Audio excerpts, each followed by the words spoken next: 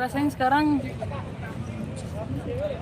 udah campur aduk sih Kak, jadi nggak bisa dijelasin lagi. Pokoknya aku doain adik-adik di ulang tahun mereka yang ke-5 Juni kemarin, semoga bisa panjang umur ke depannya, jadi anak yang pintar, jadi anak yang penyayang, dan jadi anak yang selalu ingat orang tuanya. Aku nangis kemarin karena aku bilang, kenapa Bunda bisa ngomong kayak gitu, setega itu.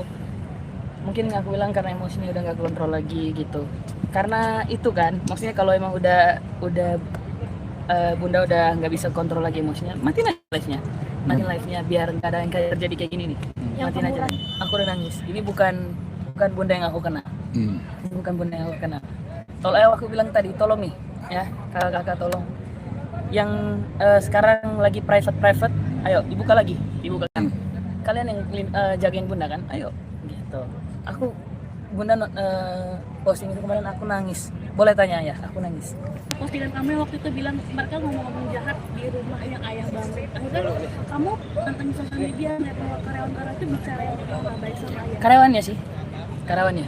Semoga untuk itu kalau bisa jangan hilangin sosmednya, karena kan udah sekarang udah terlanjur nih, ya. Untuk karyawannya siapa tuh? Gak enak aku spill namanya. Jadi aku harap jangan hilangin sosmednya karena udah terlanjur juga, udah netizen juga udah chat. Seperti yang dikatakan yang sedang beredar sekarang gitu. Ayahku bukan anjing, ayahku bukan becak.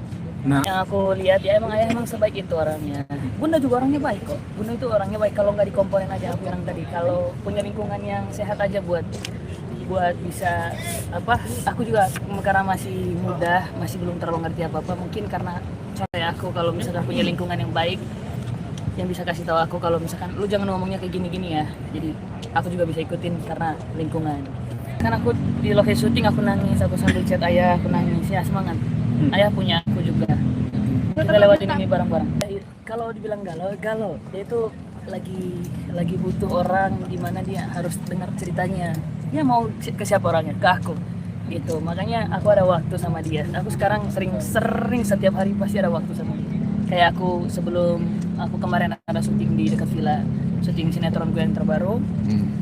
Aku luangin waktu untuk samanya. Ya, ayo kita ngobrol yuk. Kita cerita-cerita apa yang ayah rasain sekarang, apa yang lagi ayah alamin sekarang gitu. Ayah yang kuat ya. Sekarang kan udah kayak gini nih ya. Itu tuh jangan hilangin tuh yang yang sosmednya, jangan di private sosmednya. Juga buka komentar untuk TikToknya, semua buka kolom komentarnya. Sekarang udah kayak gini, kalian yang kemarin live gitu ya. Aku mantau kan, aku mantau live-nya aku itu.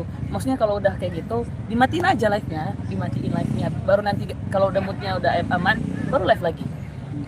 Kan untuk Akaswana, untuk mungkin ke depannya agar bisa leluasa. Mungkin kalau aku tuh untuk itu kan udah jalur hukum. Ayah juga udah punya lawyernya sendiri. Bunda juga udah punya lawyernya sendiri. Jadi itu udah urusan mereka berdua. Itu udah urusan mereka. Jadi aku cuman mendukung ayahku dan kasih doa juga untuk bundaku. Yang aku bilang tadi ini hanya karena mungkin orang luar aja yang jadi bikin bundaku kayak gitu. Mungkin bunda juga lagi emosi juga, jadi nggak kekontrol. Jadi aku harap ini menjadi pelajaran untuk kita semua biar kedepannya lebih baik.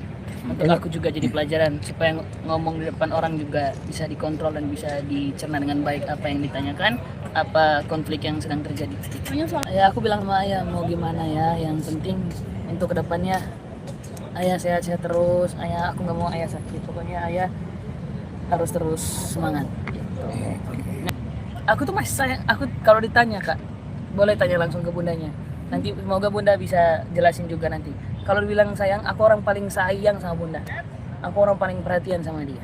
Gitu. Bahkan ketika aku lagi sama bunda, aku orang paling perhatian sama dia. Aku orang paling jelasan sama bunda.